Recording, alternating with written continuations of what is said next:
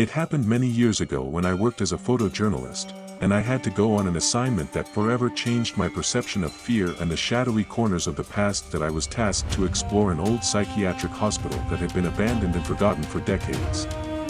The building was truly imposing, gloomy walls, tall barred windows, and doors that gave the place a sinister appearance. Stories of what had happened within those walls were filled with horrifying tales of patients subjected to cruel experiments and staff members who disappeared without a trace. That I arrived at the location with my camera and recording device, determined to capture the chilling atmosphere of the place. It all started off normal. I photographed the dilapidated hallways, forgotten rooms, and outdated equipment.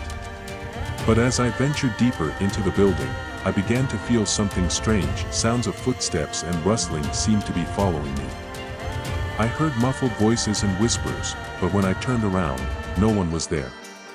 My camera began to produce blurred and indistinct images, despite working perfectly up to that point, and then, I saw him.